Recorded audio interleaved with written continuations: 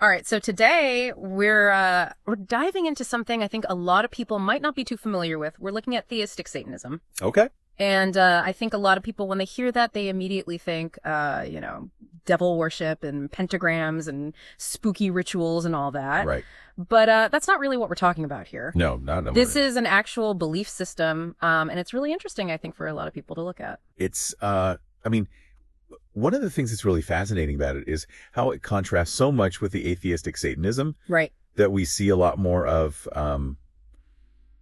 like the Satanic Temple, which is really more about, secular values and things like that. Right. But this is a very different thing. We're talking about an actual deity. Yeah, exactly. Satan or Lucifer as a deity. So for clarity, when we say theistic Satanism, we are talking about a belief system where Satan is an actual being, an actual deity worthy of worship. Yeah. And to explore this, we're turning to the words of an individual by the name of R.J. Wack, Okay. who identifies as a theistic Satanist and has a YouTube channel called the Shadow Path Diabolist. Interesting. And he also has a podcast called Dark Illumination Report. And he has a really, I think, insightful kind of breakdown of his experience with theistic Satanism. And what's really interesting, I think, about his experience is that he doesn't come to it through any, deep study of ancient texts. Right. He talks about how his entry point into this was a very personal experience when he was 12 years old. Yeah, he talks about having prayed to Satan at 12 years old and feeling like he had received an answer, which is really makes you think about how these early experiences really shape us. Absolutely. Shapes our worldview. Yeah. And what's even more interesting about that is he talks about how isolating it was for him afterwards, because he grew up in the 80s before the internet. Right. And he didn't have access to other people that believed what he believed. Yeah, he talks about having to use snail mail to connect with other Satanists. Right. Which is just fascinating to me. It's incredible. I mean, can you imagine trying to find your community through handwritten letters? Yeah. I mean, it's so different from how people connect today. And, it makes you wonder how much that isolation then shaped his personal interpretation of what theistic Satanism was. Yeah. Because he wasn't, influenced by a larger community or doctrines that had been laid out. Mm-hmm. It was very much his own personal understanding of this. Right. And that's what's so interesting because, in R.J. Wack's view, Satan is not a figure of evil at all. Right. He sees Satan as the one who bestowed upon humanity free will, self-awareness. Which is a crucial distinction, because when we're talking about theistic Satanism, particularly from R.J. Wack's perspective, it's all about individual choice. Right. It's all about autonomy. It's not about rebelling against, a higher power.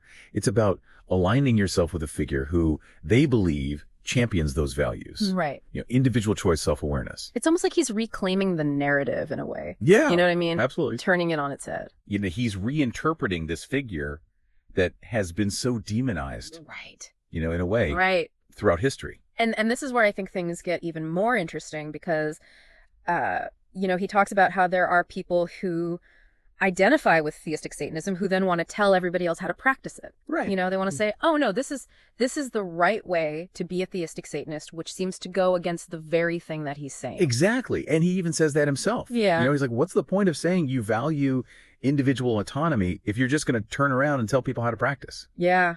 It's a really interesting contradiction that we see, I think, in a lot of different belief systems. Right. This idea of individual freedom versus the need to belong to a group. And have those shared values. So it's not, unique to theistic Satanism, but it definitely comes up a lot. It does, yeah, because it's like, how do you reconcile that then? Right. How do you say, okay, we value individual choice, but then how do we come together as a group? Well, and that's what's interesting about R.J. Wack, because he really seems to land on the side of just personal exploration. Mm-hmm. He even says, like, look, I'm not trying to tell you how to be a theistic Satanist. I'm just telling you how I came to it and what I believe. And you can take from that what you want. Yeah, it's almost like he's giving you a framework, but not the whole picture. Exactly. And I think that makes sense. Yeah. Given how he came to it. Right. He didn't have that structure early on, so he's not necessarily trying to impose that on anyone else. Yeah, he's not saying you have to follow in my exact footsteps, but these are some things to think about. Right. It's more about prompting self-discovery. Right. And that kind of reminds me of something you said earlier. You were saying how theistic Satanism is so different from atheistic Satanism. Right. Because it's really about a deity and a belief system, whereas atheistic Satanism is more about secular values. Exactly. And I think that's something that's really important for people to understand, because we often have these very, rigid ideas about what things mean. Right. Like what Satanism is. Exactly. And Yep. R.J. Wax's story really highlights that there's so much more nuance there. There's so much more to it. Yeah, there's a whole spectrum. Yeah. And it's not just about, devil worship or whatever people might think. Yeah, and it makes you wonder how many other things that we encounter are like that. Oh, absolutely.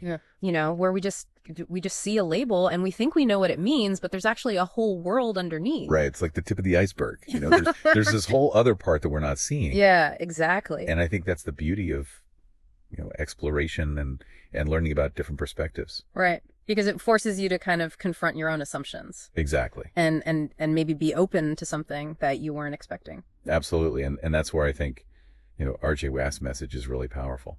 So what would you say is his main takeaway then? What's the thing he wants people to leave with?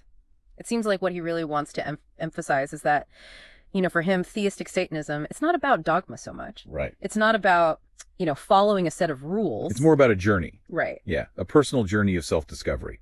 Exactly. And maybe using those principles, those core principles as kind of a guiding for thinking. Right. Not necessarily a set of beliefs that you have to adhere to. Right. And I think that really challenges us to think differently about, spirituality and religion in general. Yeah. Because it's not about, blindly following someone else's rules. Right. It's about figuring out what works for you and what resonates with you. Right. And I think that's something that can be applied to a lot of different areas of life. Absolutely. Not just spirituality. It's about taking ownership of your own beliefs. Exactly. And not being afraid to question things. Right. And figure out what makes sense for you. And I think that's where R.J. Wax's message is so powerful, because he's encouraging people to think critically, right, to question those assumptions that we all have, and to not be afraid to forge their own path. Exactly. Even if it's different from what everybody else is doing. Right. And I think that's a really important message, I think, especially in today's world. Yeah, I completely agree. So I guess to kind of bring it all back, Mm-hmm. We've talked a lot about theistic Satanism. Right. We've talked about R.J. Wax's experiences. I think one of the big takeaways here is that there's just so much diversity out there in terms of human belief and experience. Absolutely. We tend to put things into these neat little boxes. Yeah. We say this is Satanism, this is Christianity, this is whatever. Right. But the reality is it's so much more complex than that. It's so much more nuanced. Exactly. And I think it's important to remember that. Yeah. When we're engaging with these topics. Because otherwise we miss out on the richness and the complexity of the world around us. Exactly. And ultimately, I think that's what this deep dive has really been about. It's about opening our minds to different possibilities. To different perspectives. And realizing that there's always more to learn. Always more to learn. So yeah, I think that's a good place to wrap it up. I really appreciate you coming on and talking about this with me. Yeah, this was great. It was really fascinating. It's always fun to explore these kinds of topics. Absolutely. And to all of our listeners out there, keep exploring. Keep asking questions and don't be afraid to challenge your own assumptions. Absolutely. That's what it's all about. That's how we grow. Exactly. All right. Thanks again for listening to this deep dive. We'll catch you next time.